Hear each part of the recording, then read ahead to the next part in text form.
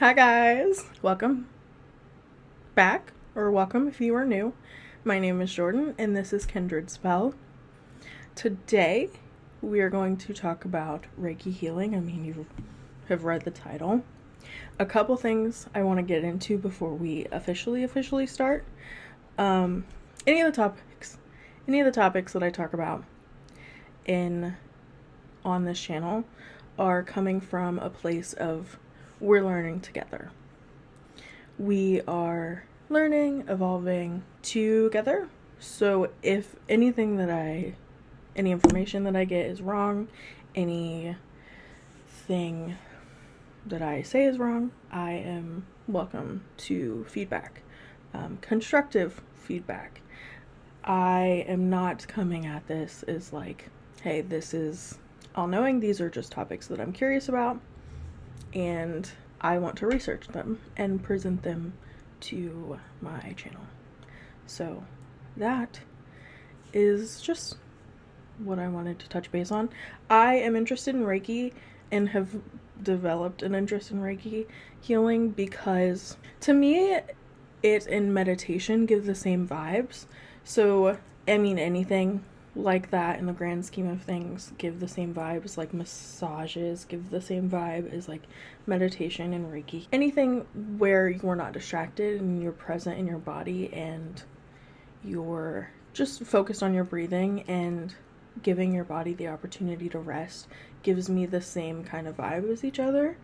So I got into meditation really deeply in my senior year of college. I started practicing that daily. So now, before I go into Reiki Healing, I figured I want to know the history with that, as well as I want to know some of the history and where it comes from and how it started, as well as like, does it work kind of thing. I don't know. Anytime I get into a new topic, I'm like, what's the history on that? Where did it come from? Where did it go? How did it end up where it is today? So I did kind of look into the history as well as like, does it work?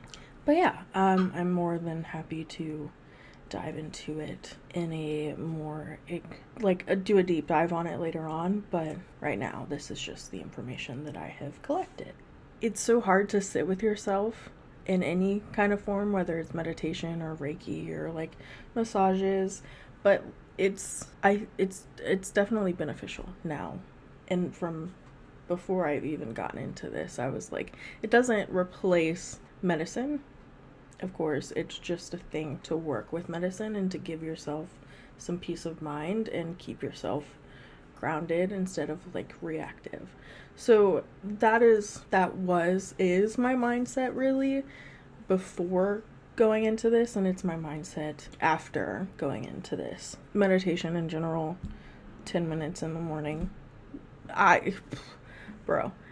When it came to meditation, I go through periods of like, ooh, I can sit for 10 minutes and be perfectly fine. Or I can sit for a minute and not be able to quiet my mind. There's breathing techniques and things that kind of help you focus on your body and put yourself back into your body. I'm in a phase right now where meditation, it's not that I can't meditate. It's just everything is so loud right now in my head. So it would help. It would help if I just gave myself 2 minutes a day. I have found in the past that it's easy to start with 2 minutes, 3 minutes, 4 minutes, and work your way up there. Some people meditate for an hour. I have never. Anytime I meditate for an hour, I end up falling asleep, and it's always a guided meditation. There's some really good ones on YouTube, but they all kind of give the same vibe to me. Of course, anything that helps you is going to be a good thing. Anything that makes you feel relaxed and at peace is going to be good for your nervous system. We're struggling right now to get back into meditation, but, we're working on it. I just can't won't make myself. I'm struggling finding a routine again. So, just so you know, that is where this is coming from. Maybe I have a couple of video ideas planned up next involving some crystals. So maybe I'll do like scientifically backed. Ooh, okay. Not scientifically backed, because Reiki healing isn't scientifically backed, but like, you know, meditate. You don't know because you're not inside my head, but like do like a video where I'm meditating for 30 days, or a video where I'm meditating for 60 days, or here we go, actually sign up for Reiki further down the line. Further down the line, we'll see. Meditation is just easy because it's free. So that is my personal experience. But anyway, so we're going to get into the history of Reiki healing. If I pronounce anything wrong, I did try my best to look up the pronunciations of these words. I am white, though. I'm white and American, so please excuse me, I'm trying. The history of Reiki healing. The history of Usui Reiki begins with its founder. So the founder of Reiki is Dr.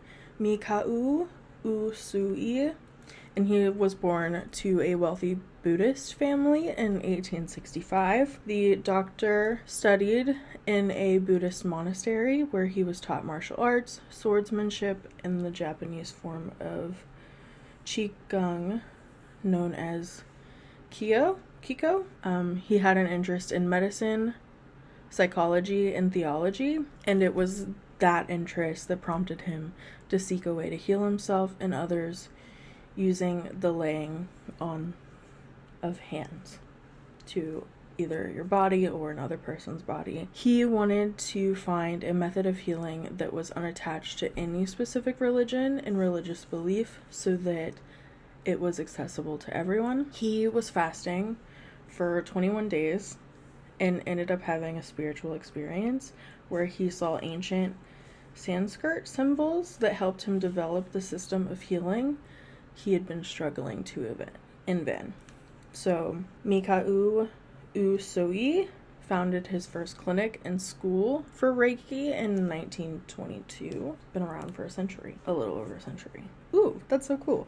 Another person that was credited for Reiki, the creation of Reiki, is Dr. Chujiro Hayashi, and he was taught by Mikao Usui, and he is credited for the creation of Reiki because he added hand positions to more thoroughly cover the entire body. Dr. Chujiro Hayashi, I feel like I pronounce that differently every single time, I'm sorry, changed and refined the attunement process as well for Reiki. So when you think Reiki healing, what do you first think of? I personally had just heard of like the hand movements, touching, or hands like floating over top of the body. I didn't really know.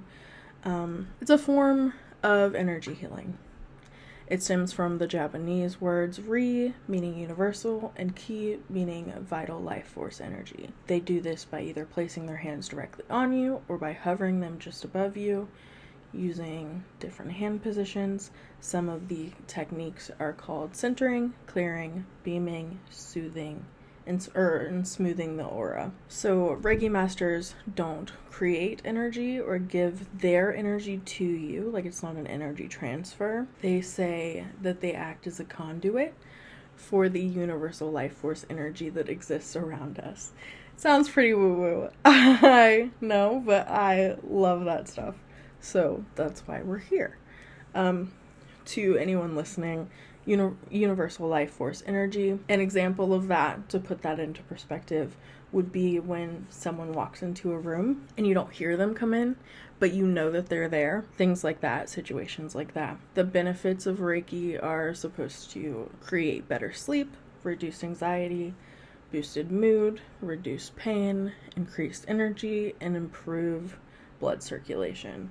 So again, everyone has their thing to help them relax and make them happy and joyful, whether that is meditation or Reiki healing or massage or playing sports or playing video games. Like, everyone has their thing, so it's just fun to look into something new. Reiki healing is stuck energy being released, and because that energy is released, it prevents pain and illnesses. So like, when, I don't know if anyone else's algorithm is similar to mine, but people who say that women not speaking up leads to autoimmune diseases later on, that kind of gives the same impression to me. Would be another like physical example to me, because the words that they want to say but choose not to say are in turn stuck energy that are stuck in the body. So you must be asking, oh,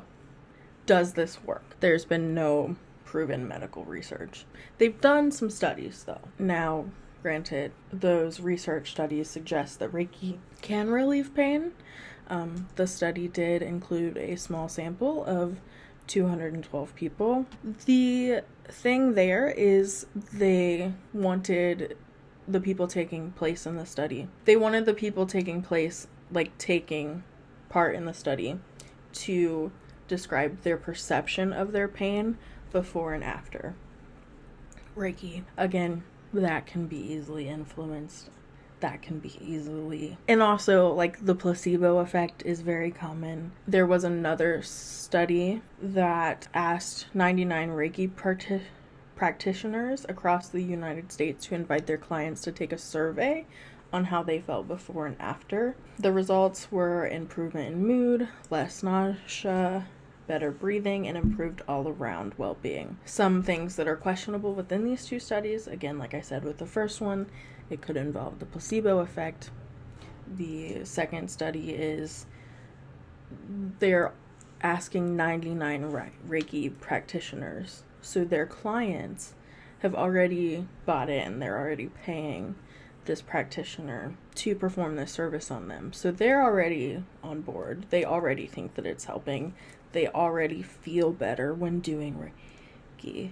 But yeah, that is what I found. And again, Reiki, to me, still at the end of all this information, is not an alternative to conventional medicine.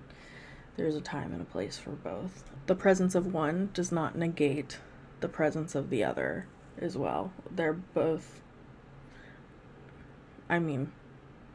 conventional medicine is extremely important, and being relaxed and regulating your nervous system is also going to help your day-to-day life in whatever way that looks like for each individual person. I just, wanted to share a little bit of what I found out, and if anyone would like me to dive deeper into this, let me know.